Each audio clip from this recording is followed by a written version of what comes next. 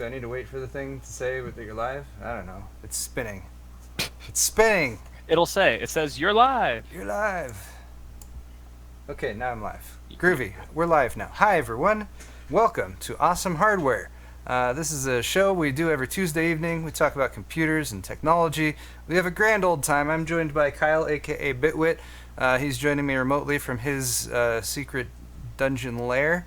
And we're going to talk about a lot of cool stuff today, like Mixer shutting down and Nvidia Ampere rumors going around, and Zen 3 actually is coming out in 2020.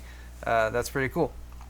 Also, we occasionally use adult language on the show, and we also enjoy typically a frosty adult beverage, a beer of some variety, which I was in the middle of pouring as this show began, so let me top that off real quick. Or sometimes a whiskey. Sometimes Kyle's been going for the whiskey with the remote shows, which I think is appropriate. I'm having a Belching Beaver peanut butter milk stout, which we've enjoyed before. It's quite tasty, so cheers, and thanks to all of you guys for joining us today. Thanks, guys. I feel like it's it's been, 2 weeks since our last show, so it's good to be back. Yeah, also, my fault completely for the missed shows the past couple weeks. Apologies for that. Stuff happened, and we couldn't do the show. Let's move on. For shame. Alright, a really quick plug for our stores, just because there is some new stuff on there. I've got this new 8-bit thumbscrew shirt. It's kind of like an Andy Warhol. Check it out. It's got lots of colors, printed with our merch guy John's fancy new printer. Also, all the typical stuff is still there. Oh god, there's a train headed directly my way. That's at pulsehardware.net, by the way, for my store. You can also go to bitwit.tech for Kyle's store. He has a fancy new store with all these hoodies.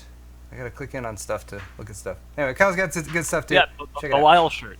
Could we just quickly plug the Lyle shirt? The Lyle shirt. That would be yes. It's under based off t-shirts. of the Shepherd Ferry design that he made for Obama back in the day. Okay. The Hope design, but it is our good friend and comrade, Mr. Lyle. There it is.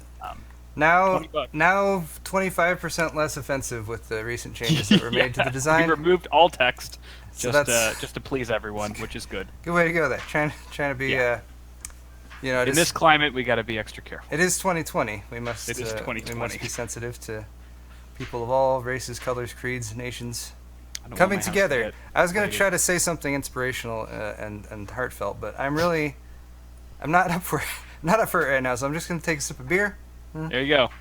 That's the most inspirational thing you can do in these times. Groovy, tasty, and let's dive into the news, shall we? Let's do it. Look, Kyle got a little bit smaller. This is fine because I No. readjusted it. I'm already 'cause small. Well, I tried to actually plan the show today, and including like lower thirds and all that stuff, and I think it's mostly all there. Cool. All right, so here is our first story, which is about Mixer.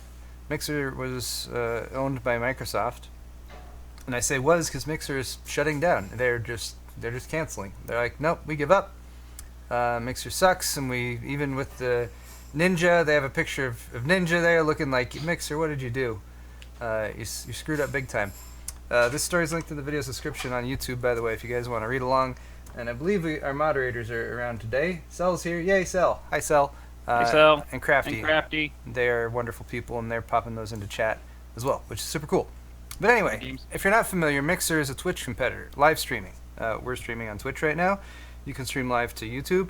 There's other ones out there too, but Mixer had, I don't want to say some momentum behind it, but they had some dollars behind it because being owned by Microsoft allowed them to do things like go and make offers to big streamers with large audiences, such as Ninja, Tyler Ninja Blevins, Shroud, Mike Shroud, whatever his last name is, it's difficult to pronounce.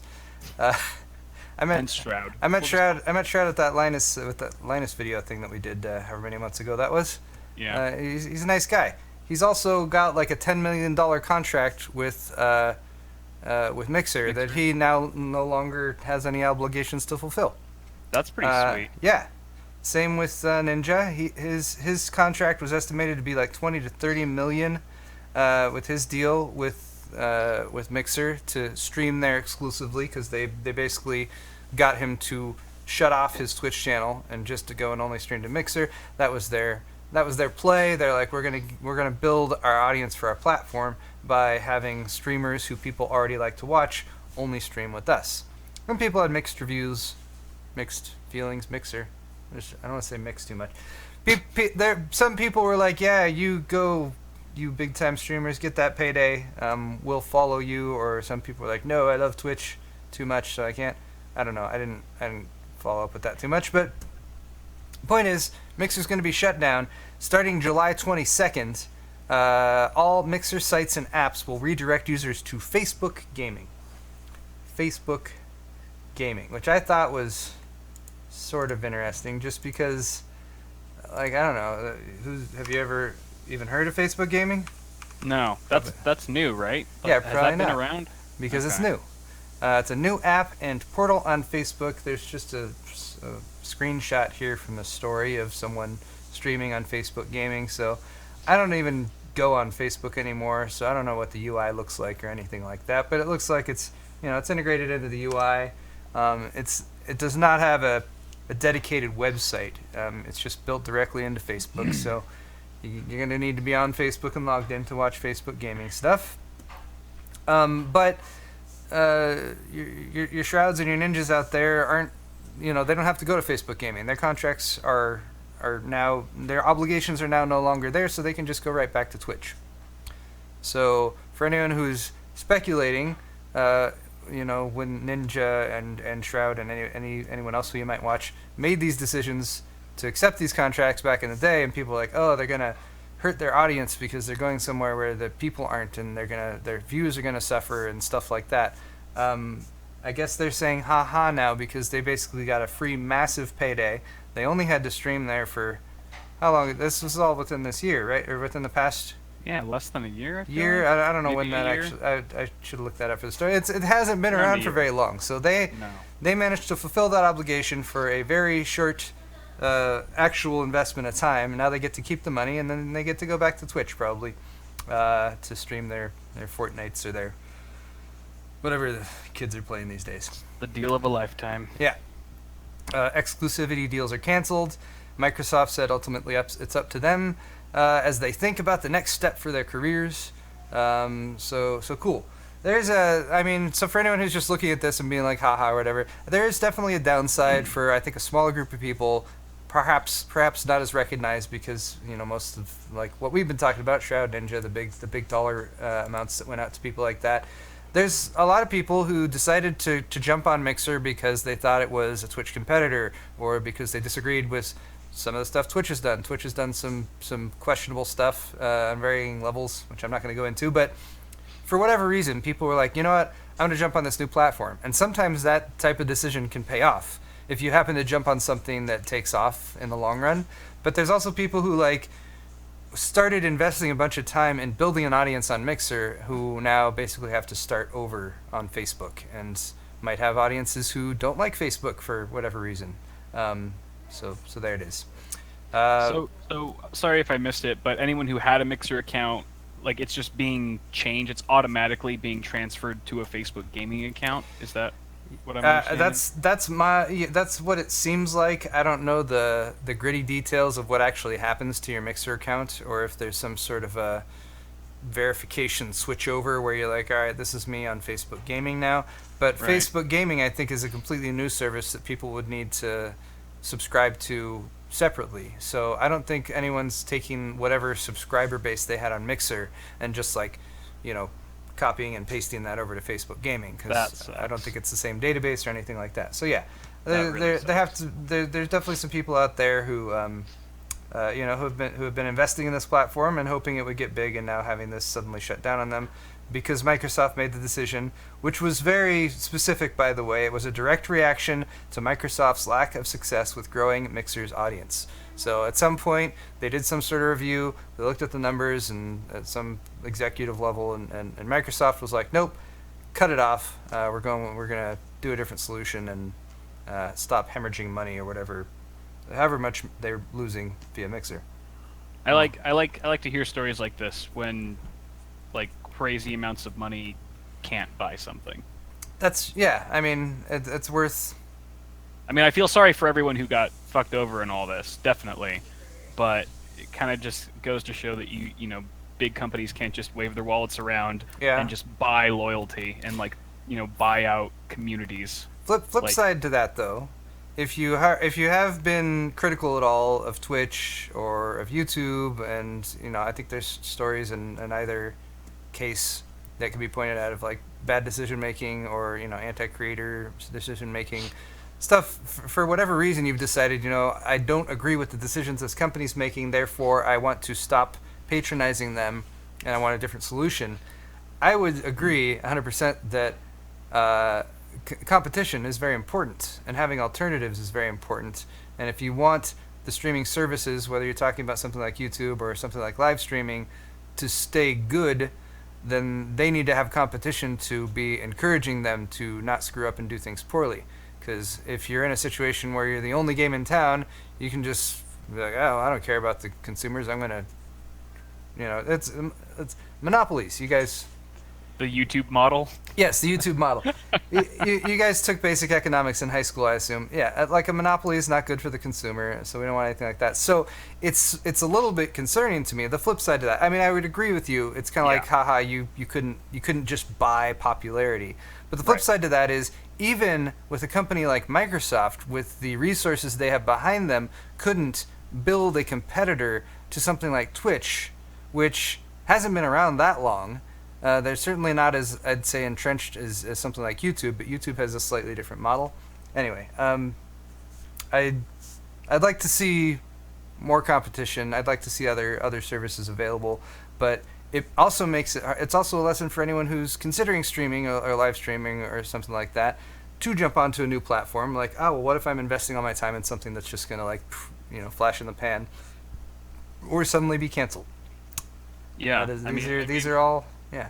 Sorry, that is a good point. That's a good point that you bring up, the whole competition thing, and it's kind of unclear how to really compete head to head with these massive companies that already have establishments. We've already seen YouTube rivals, YouTube competitors try to rise up and just completely fail, like with Vessel, right? Your Vessel story. Mm-hmm. The Vessel thing. So it's like, how do you even begin to compete with them? Are they too deeply rooted, and is it just going to be that way forever until either they fuck something up royally, or some unprecedented phenomenon happens? Like it's just hard to imagine like Twitch or YouTube being taken down by some company that just comes out of nowhere. But you never know. I mean, it's happened before. Unless that company is called Floatplane. Right? Right, chat? Wait, looking at you, Luke. Luke, it's your responsibility to fix all this. Also, my responsibility to join Floatplane. Things got a little busy. I can't believe you anymore, Paul. No one's bothered me about that in quite some time, thankfully. But I mean, it's because I was like, I need a bit of spare time to invest in setting this up. Surely that will happen at some point, as I have a child and there's a pandemic and all this stuff. Anyway, yes, I'll sign up for that soon. All right, our next story, moving on, is about Nvidia's new GPUs, new graphics cards. They're based on Ampere GPU microarchitecture, and which is the code name. And there's been a lot of stuff flying around about them recently. I have a first story here from Hardware Leaks, which has pictures, for example, of like these cooling solutions, these heatsink fan shroud things that a bunch of pictures are flying around about over on like Chip Hell and some of these other forums out there. But before we dive too far into that, I have a question for you guys that I'm hoping you can give me some answers to while we go over these stories. So here is a straw poll link you guys can go ahead and vote on. Because the question right now that's out there is like, what's going to launch? Because we know there's going to be a 3000 series. That's pretty easy to confirm. We don't know which GPUs are going to launch from the 3000 series, in what order. We don't know the prices. But what's being thrown around is something like an RTX Titan class card, something like an RTX 3080, which would be like a successor to the 2080, or the name 3090 has been tossed around as well, which seems like it would be better than a 3080, but perhaps different than like a 3080 Ti or a 3080 Super. So I've put a few ranges of answers for you guys. I know there's not every single possible combination of how many cards they launch and how many different names that are there, but just wanted to throw that out there to see what you guys thought when it comes to what they're actually launching. That said, getting back to these leaks and everything for the past 2 weeks, this is supposedly a picture of the Founders Edition cooler, and supposedly all this stuff is like rumors and speculation, but this is supposed to be one of 2 possible variants of this cooler that Nvidia has been putting together and testing so that they can decide on what they want to go for. It definitely has a different design than the existing Founders Edition. It appears to have a pass-through area here where you can see the fan. There is no PCB under that. It seems to be an open fin stack to allow strictly for cooling, and then the PCB might actually be under this area on the left side there. Other than that, there's not a whole lot to be said. Just that these pictures do seem legit. They're not just like random renders or something like that. And the fact that there's been multiple pictures from multiple sources seems to lend some possible credence to that. Also, from this hardware leak story is some leaked, well, not leaked, but some numbers have appeared in the 3D Mark database, which is often the case. 3D Mark, if you run your Time Spy or your whatever 3D Mark test you're running and you're connected to the internet, it will automatically upload your results. So a lot of people troll through the results and look for stuff that is different. These are the results here, and this article and everything is by Rogame. It's like Rogaine, but Rogame. Rogame, sure. Something like that. R-O-G-A-M-E. R-O-G-A-M-E. But yeah, so the listed vendor for this entry is the Nvidia Corporation, which is what Nvidia GPUs are usually listed as if you're talking about early samples. The core clock is 1935 megahertz. This is a Time Spy test which reports the boost clocks. And then it's got a 6000 megahertz memory clock, which is not usually what you'd see reported, because for various memory speeds like GDDR6 14 gigabit or 16 gigabyte, you usually see speeds listed like the actual true frequency of the memory, like 1750 or 2000, or even HBM2 is often reported as 1000 megahertz. So that 6000 megahertz would possibly indicate that it's early memory, an early internal driver or a new type of memory that's still unknown to the 3D Mark detection software. All that said, you can see the score, the overall graphics score for the Time Spy test, which was 18,257. And Rogame went ahead and put together a little chart here, just comparing that to some existing numbers that we have out there. For example, this top number here is the crazy Kingpin LN2 overclock score. So this is like the best possible result you can get out of a 2080 Ti, which is a little bit higher actually, 18,664. But everything else down here, not talking about a 2,385 megahertz 2080 Ti, but a 2,325 with memory not overclocked quite as much. The scores dropped down. So a Lightning Z at stock was 15,079. An Titan RTX at stock was just under 15,000, and the 2080 Ti at stock is 13,939. So we can see it's about 31% better than the stock RTX 2080 Ti Founders Edition, about 21% better than that Lightning Z, about 22% better than the stock RTX, 8.3% better than that Titan V result with LN2. This is a Titan V, by the way, sorry, and then a little bit slower than that Kingpin overclock EVGA card. That's fast. So pretty fast. Looking at about a 30% give or take improvements from the Founders Edition to Founders Edition would be reasonable. There have been bigger jumps from generation to generation in the past. There have been smaller jumps as well, but that's pretty impressive, especially considering what the 2080 Ti is currently capable of. The clock speeds being reported are a little less than 2,000 megahertz, which is actually a little less than you might expect.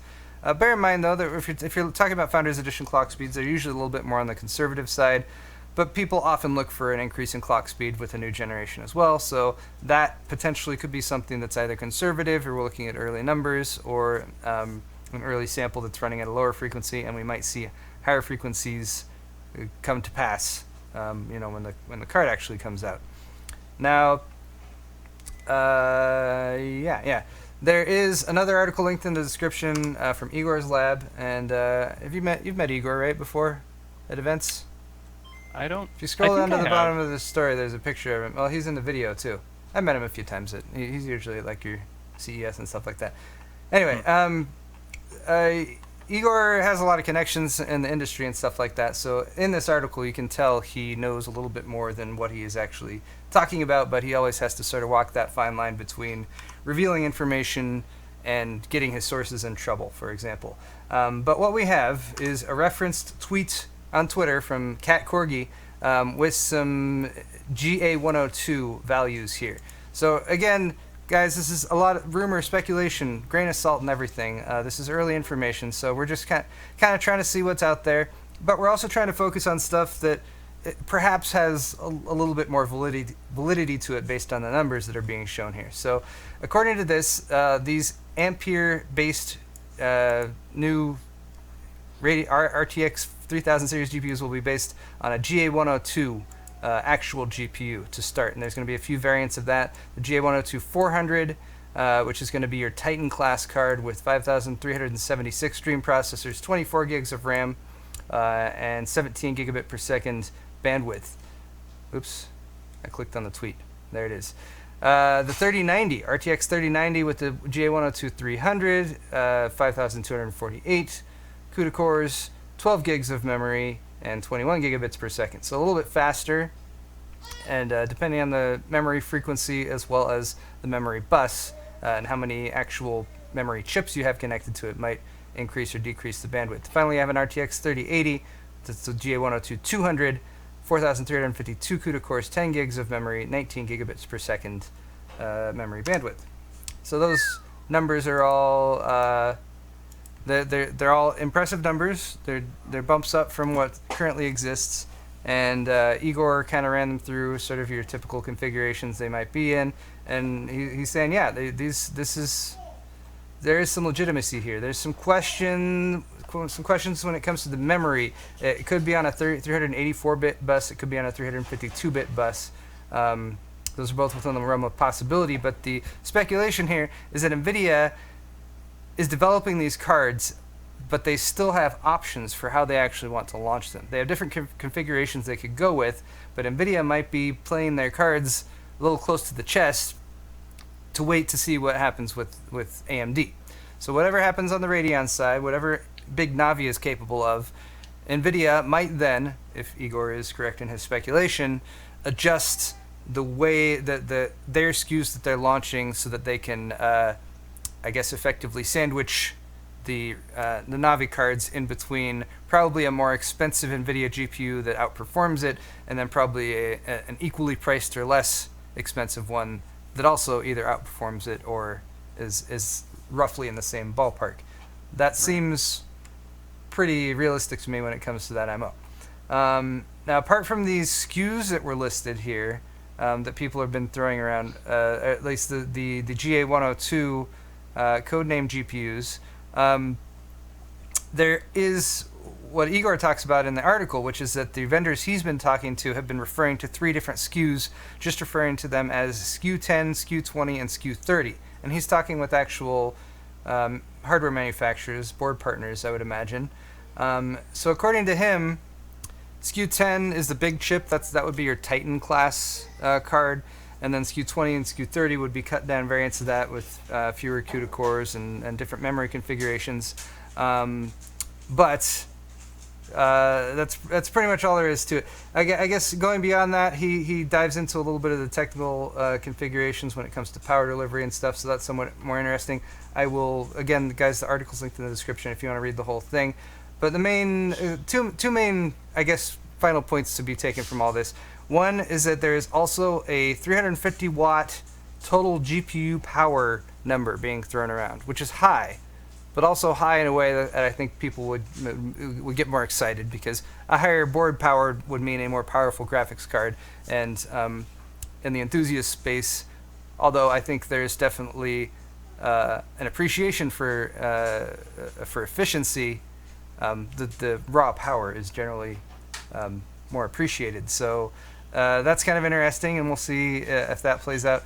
And then Igor, when it comes to when this might actually launch, says he's pretty sure that a new commercial RTX series will be launched in August, in time for the virtual SIGGRAPH that they're having this year. So that might mean something like an August announcement and availability in September. He also said, I currently only see the SKU10 and SKU30 as set, and also suspect we will only see 2 cards that launch in a few months. So what those cards are, if the big chip here is actually referring to a Titan, what's the Titan going to be, and how much is that going to cost? If the 2080 Ti is currently in a $1,200 price bracket, and they're going to launch a new Titan that's faster than a 2080 Ti, is the new Titan going to be $1,500 or $2,000 or something? Are they going to I don't expect this. I would love if they did this, but if they could reset and suddenly make it, they could still make a $1,200 to $1,500-ish Titan, but then also bring the 3080 and 3090 back down under $1,000. I'm sure people would appreciate that. I don't see them doing that, but who knows for sure? Except you guys. Maybe you guys know, and maybe you voted for it in this straw poll, and we can find out for sure right now just by polling the audience, because there's wisdom in numbers. But Kyle, before we take a look at these results, did you have any deep thoughts on this one? I mean, I think that that pretty much sums it up, and that sounds pretty reasonable. That Nvidia is going to wait to let AMD make their moves before they finalize any of their plans on which cards they're going to launch, how they're going to brand them, and that'll just I think it's they're just playing a game right now, so they're waiting to see what their opponents do. First, I think that we are going to see their flagship card cost over $1,200. I think that Nvidia has learned that people will still buy a $1,200 graphics card. There's no problem with that. People do not have, by and large, people don't have a problem with paying that extra premium for the fastest GPU on the market. So that's probably not going to change. I'm curious to see if pricing for any of the existing RTX cards go down once the 3000 series comes out. So maybe people who are looking to snag a deal can still get a really decent GPU for a lower price than what they've been available for over the last year or so. But I think it's really the ball's in Nvidia's court. They kind of have the upper hand, I think, when it comes to this market. I'm not really expecting. I mean, I have high hopes for Big Navi, but I don't foresee it being such a game changer, really disrupting the market for Nvidia the same way that Ryzen did to Intel, to the point where this next generation of GPUs is really gonna change the status quo of the market dramatically. But it'll be interesting to see how things shake out. It will. It's also interesting to see your fluctuating bitrate on your video that's being sent over. Nice. By the way, guys, this is just Hangouts, and I have a feeling it has to do with like local internet traffic or something like that. Or maybe it's just low priority. I mean, I tested my internet. I'm still getting 100 up both. I'm 100 both ways, and I'm using a 4K camera, which of course is being compressed to 720 with shitty bitrate on Hangouts and stuff. But it's probably just some shitty compression, to be honest. It's all good. We can still hear you just fine. So that's cool. That's important. All right, let's take a look at these straw poll results before we move on. People are expecting a 3080 and a 3090. That's reasonable. That would leave them with a that would leave them with the ability to add TIs or supers for other variants of those cards in the future, if they ever decided they should do that. Second, I think.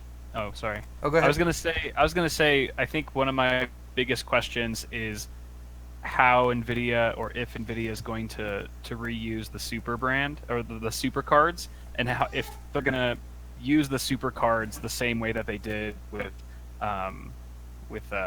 Turing.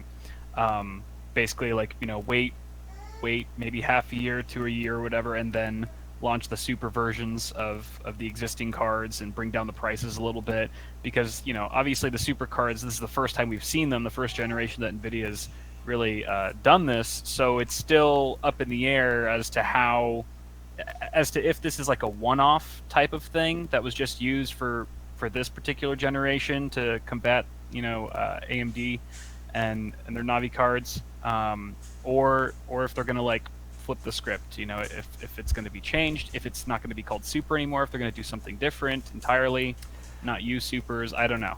I kind of hope they ditch the Super thing. I understood why they did that. Or I understood they were like, we have these products to launch that fit in these slots.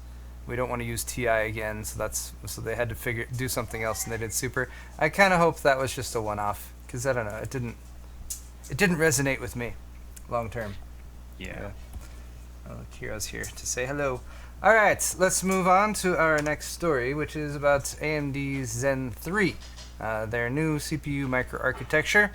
It's a 7 nanometer plus, so a refinement of the current 3000 series 7 nanometer Zen 2 architecture, and this will be what the Ryzen 4000 series of CPUs will be based on, which people are looking forward to because AMD has already promised forward compatibility with 400 series chipsets, at least B450 and X470. That's up to motherboard manufacturers to some extent, but then of course existing X570 and B550 motherboards will support these new processors.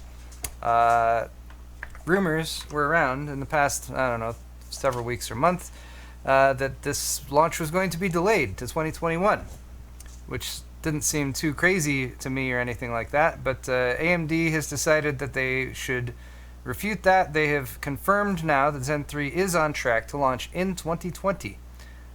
So good on them to come out and I guess quash that rumor. We have no idea when in 2020. I think there was some expectations or some speculation earlier on that it might be in September. That seems possible to me, but that's actually fairly soon, August, September. Also, gosh, if Nvidia really is launching their GPUs, I hope they don't all launch at the same time. I hate when that happens. For our sake, we'll be really busy. It's so maddening to have to spend half a month benchmarking. Ugh. I mean, don't get me wrong, I like benchmarking, but when there's a launch, it feels so much more. You're compelled so much more to do it. Anyway, Wikichips.org says Zen 3 will be based on the 7 nanometer plus process. I believe that was already pretty well established. It's supposed to offer 20% more density and 10% power reduction compared to Zen 2. Mainstream, and then one interesting thing from this article, which is by Gordon over at PC World, by the way, is the code names. I always like the code names, and I feel like I've sort of lost track of the code names because they've gotten really varied and there's too many of them. Desktop and mobile mainstream versions are codenamed Cezanne. Suzanne? Cezanne. C-E-Z-A-N-N-E. Here. It's like a woman's name? Cezanne. C-E-Z, Cezanne, okay. Mainstream and high-end desktops are codenamed Vermeer. And enthusiast and workstation versions are codenamed Genesis Peak. Which is cool. Code names. Cool. Alright. One more story here from our main news segment. This is about Samsung Blu-ray players. How many of you guys have Samsung Blu-ray players? Not many? Nope. Possibly a few. I don't know. This is one of those things that makes me happy that I have a HTPC that I put together that handles most of this stuff. Although honestly, I still can't do 4K Blu-rays. So, point being, people have Blu-ray players, other home theater devices. Thousands of users across the internet were reporting severe issues with their Blu-ray players, home theater, and home cinema systems, which all started at the same time on Friday, June 19th, 4 or 5 days ago. Seriously. Issues vary depending on the model. Most encountered problems are Samsung Blu-ray players entering a reboot loop as soon as they're turned on. The devices are shutting down seconds after being turned on, so that means if you want to do a fix or an update that requires you to access, say, a maintenance panel or something like that, you can't really do it if the system is caught in a boot loop. The reason for this is unclear. Speculation abounds. It could have been caused by a botched firmware update, although this article says that's probably not likely. could be an expired SSL certificate that Samsung Blu-ray players were using to connect to Samsung servers via HTTPS that was never updated. Also a possibility. All this is to say, the Internet of Things. This would be a great Internet of Things article, but sucks for anyone who was like going home to watch their favorite Blu-ray or whatever, and suddenly their device just doesn't work anymore. Especially when it's just not like a one-off; it's a whole wide range of devices. I guess in this case, you can't really suggest that they try turning it off and on again. No, it's already doing that by itself. Yeah. There's a Life Hacker article on it, which I originally pulled up based on the title, because it's like, here's what to do. And I was like, oh, good. This is solutions for people. But the solutions are basically use a different device, like a PlayStation or a console, or streaming apps. You can, guys, use a streaming app. Use something else entirely. Thanks, Lifehacker. Use modern technology, maybe. Lifehacker has a lot of good articles, but it's kind of funny when they're like, here's what to do. But the problem is, it's up to Samsung. They have already stated that the problem is fixable on their end and that there is no need for physical hardware repairs, but no fix has been released yet, so customers are just waiting. Anyway. Alright, that's my last story. Blu-ray players. Build your own. I didn't know anyone still watched Blu-rays. It happens on occasion. I have some Blu-ray. I have a handful of Blu-rays of movies that I like, but I just never pop them in. Pop one in. It's crazy to think how much of that convenience factor plays into it. Right. It's like, oh, I could go to the shelf and get that, digital media, and put it in the player, or I could just like pull up the Netflix or Amazon or whatever other streaming service you have and play it from there. Right. It's like, why are libraries still around? That's like having a whole building that's just the CD section at Best Buy. Libraries are still cool, but I mean, they smell good. You can get I forget what it's called, the library app. You can get the library app, and then you can go and get a bunch of free audiobooks. Like if you have That's cool. If you have Audible, you should always check the library app first to see if the book's available there, rather than buying it on Audible. I forget what that app is called though. Wonderful wife. Library. Lovely wife. Library. Do you know what the library app is called? The one I have is called Libby. Libby. It's called Libby. Libby. We have multiple libraries. That's too political. It's too Oh political yeah, for and you today. can set up multiple libraries. Yes. Exactly. Okay. Cool. What was I? I got distracted for a second. Okay. Next segment. We have one more segment today. It's hot and heavy hardware. Bringing it back. It's been a while since we did hot and heavy hardware. Woo! Starting off with this, it's just a tweet. Excited. The Pokemon Grandpa. Have you ever seen the Pokemon Grandpa in Taiwan? I have not. It's this grandpa who has been pictured going around with just crazy amounts of cell phones, and apparently he recently updated his setup. So he's got, I don't know if you can see it on the screen, Kyle, but he's got this bike with this like metal frame welded to it with crazy, I don't know how many phones he's got here. It looks like he's got 40 or 50 phones. Pokemon Go? Is that all what he's connected. doing? Yeah, and he's playing Pokemon Go with all the Holy phones. It's basically, he's like a Pokemon Go hacker. What? He's got all these, looks like Wi-Fi access points connected that are strapped into the top. This is in Japan? It's Taiwan. Oh, Taiwan. So I'm hoping once we can go back to Taiwan for Computex to run into this guy at some point. I just think it's really cool how he's got this whole setup welded to his bike.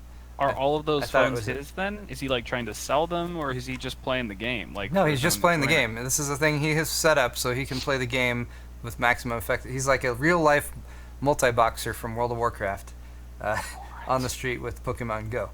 I've never actually played Pokemon Go, so I don't even know like what the maximum advantage you get from all this. does he reach? He could live stream. That would be a good way to do it. I want to see him in action, like operating all those phones at the same time, just trying to reach the top ones. You're right. Without breaking his back or falling over. The top ones in particular do seem like they're difficult to get to.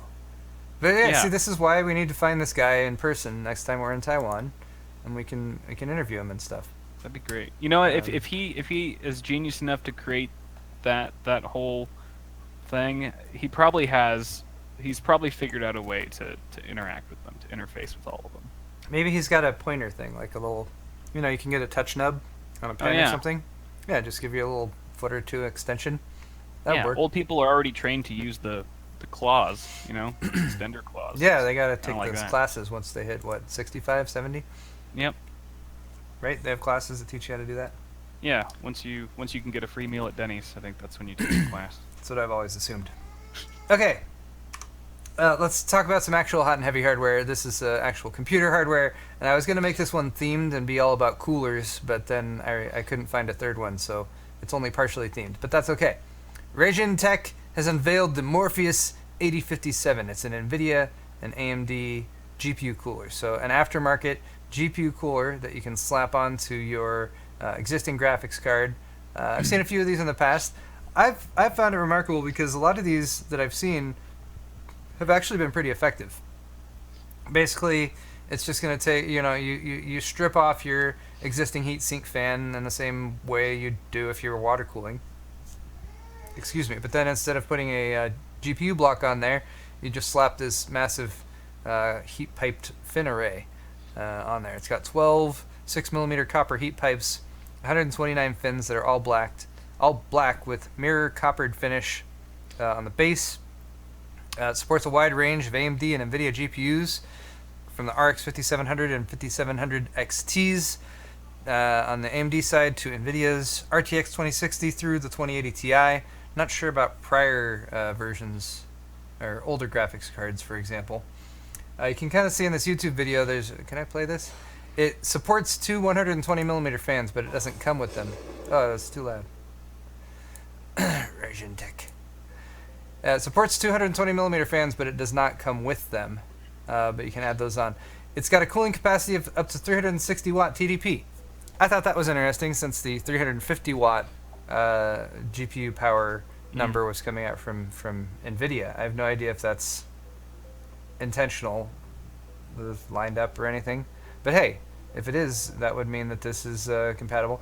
Comes with some copper and aluminum heat sinks for cooling your VRMs and your memory.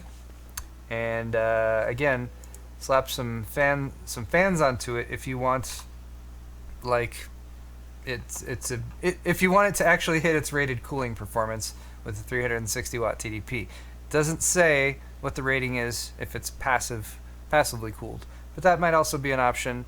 Slapping this on a lower end graphics card and going for something passive. It's about 10 inches long, 254 millimeters, weighs 515 grams. No price mentioned, no availability date mentioned yet. It just says coming soon. But anyway. I think they did some things right here. Like, obviously making it all black is definitely the sort of trend right now. Yeah. And I haven't really seen too many aftermarket GPU coolers like this that are just fully blacked out. I also think that it was smart of them to not include fans, because most people who are looking to DIY, like slap their own heatsink on, probably already have fans in mind that they want to include.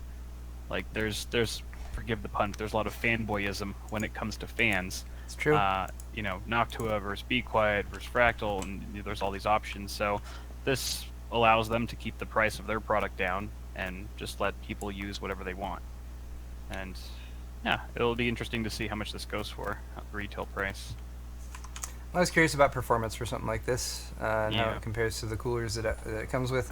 So my experience with aftermarket coolers, it's like if you want to buy the best version of a graphics card, usually it means you're paying more money because you're getting a binned GPU or something like that. Like, so for something like the MSI RTX 2080 Ti Lightning, they bin the GPUs, so the ones that they put in there are able to operate at higher frequencies. So if you're overclocking and everything, you're going to have a better chance of hitting a higher frequency if you buy one of those overbuilt, more expensive, heavily binned graphics cards. But the more expensive, overbuilt, heavily binned graphics cards often also have a very high-end cooler on them, which is often also like a fair amount of the cost. So then, like, to get the best card to take apart and put an aftermarket cooler on or a water block, you have to pay more for a cooler that you're not going to use. It's catch-22.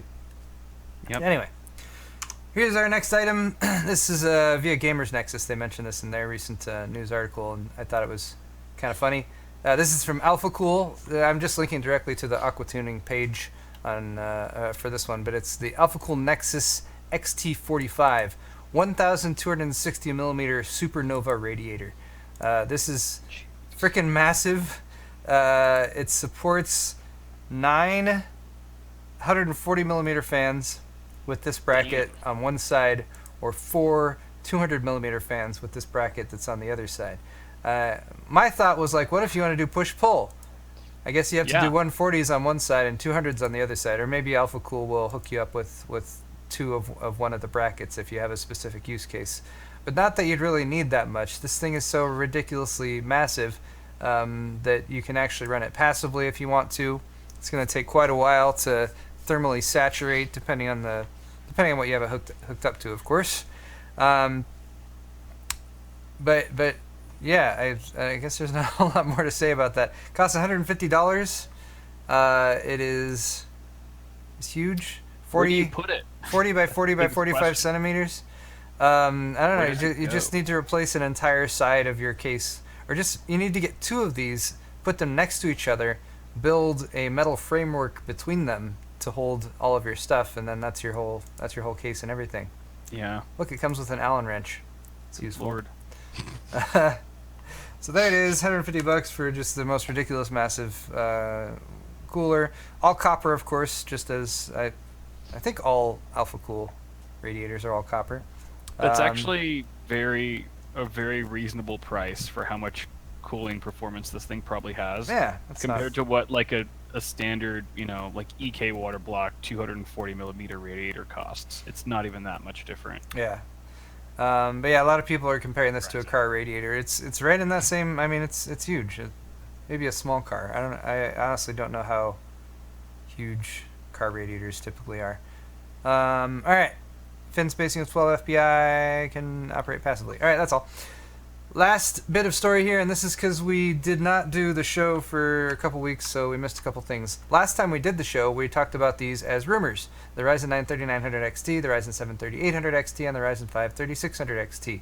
So for any of you who have not caught it, these have now been confirmed, and they are launching on July 7th. 7/7, yet again. The 1-year anniversary of the launch of the 3000 series, which also was on 7/7, because 7 nanometer, and it's a lucky number and all that good stuff. So basically now here you have the 3900 XT that's going to slot in between the 3900X and the 3950X. It's going to cost $500. These are replacing their non-T versions at the same price. So the 3900X, these are also the launch prices listed in this chart. 3900X is already selling for well below $500. The 3800X has sold for well below $400, but the 3800 XT will be $400. The 3600X is still listed for $250. That one sells for $200. So anyway, these are adding in new GPU or new CPUs at the prices that their former CPUs in that price bracket have dropped away from, because AMD likes to actually discount their CPUs over time. Yay! Yay for less expensive CPUs. Take notes. And That's what a great idea. It's like, hey, we can sell this for a little bit cheaper. Cool. Do it. People are happy. Yay. Business. I don't know what else to say there. But yeah. Upshot is there's no changes to the power budgets. The TDPs are the same. They have the same core and thread counts. 6 cores, 8 cores, 12 cores for the 3600, 3800, and 3900 XT. There's not a 3700 XT. That sure would be cool. But this is going to be the best 8 core on the 3000 series, the best 6 core on the 3000 series, and the best 12 core on the 3000 series. And the boosts in frequencies out of the box are an extra 100 megahertz to the turbo boost for the 3900 XT and 3600 XT, and an extra 200 megahertz to the 3800 XT. So they're a bit faster. Groovy.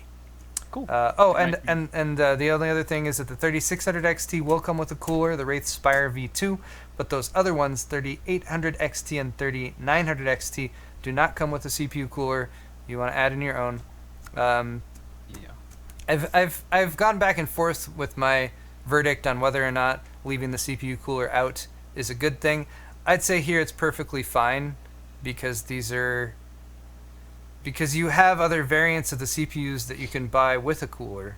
Like, if you don't know, if buying your own cooler really is that big of a deal for someone buying a 3900 XT, then just get a 3900X, can still overclock it, and it comes with a cooler, and Yeah. you'd be happy. Anyway, seems reasonable.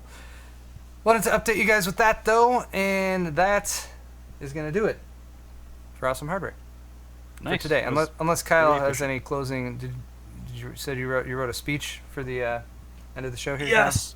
Yes. We the people. No. No, I don't really have a speech, but Kyle? Okay. I'm looking forward to these chips. I think to comment on the cooler thing, these XT SKUs seem to be aimed at a slightly different audience than the non-XT versions. They're people who are chasing, the utmost frequency, looking for highly binned chips, and those people are obviously going to want to be able to cool them adequately. Probably going to want to add their own aftermarket coolers. So I think it's just typical market segmentation, which explains why some of the chips come with a cooler and some don't. But it'll be interesting to see how these chips overclock as well. If users will be able to squeeze any more frequency out of the current clock speeds and take them beyond their rated boost clocks. That'll be fun to see. But that's all I got. Okay. Well, everyone, thank you all for joining. If you're watching on YouTube, really appreciate it. And again, links to all the stuff we talked about today is down in the video description. And then I was debating about saying something about this because it's fairly fresh, but there's a bunch of news and stuff coming out right now about various people's behavior in the tech industry. And There is. yeah, it's just trickling out here and there if you're following on Twitter. And Nope. I don't have anything prepared to say about this. I will just say that I think I speak for myself, and I think I can say for Kyle as well. We advocate being good people to anyone who you might interact with, and it doesn't matter if that person has a different color skin or is of a different sexual orientation than you are or anything. Just be a good person to other people and don't take advantage of people, and don't try to coerce someone into doing something that they don't want to do. I feel like this stuff is pretty straightforward and self-evident. I hope so, and I hope you guys feel the same way too. But yeah, we do not approve of any of that stuff, and I would say it takes a lot of courage to come out and speak out about something like that. If you have no idea what I'm talking about, there's Corsair made a tweet with a statement, and like I said, a lot of this stuff's very fresh, and I don't know the details. That's why I'm not going into detail personally, but I just wanted to say something. I appreciate the people who have taken the steps to come and speak out, because that takes a lot of effort, and everyone should treat those people with respect. Okay. I agree with everything Paul said. Thank you, Kyle. All right, we're going to do an after party on Twitch, so if you guys are watching on YouTube, you can jump over there, twitch.tv/awesomehardware. We'll keep streaming for a little bit. If you're on Twitch, stay right where you are. And, yeah, that's all. Thanks, guys. Goodbye. Bye. Oh, Johnson's.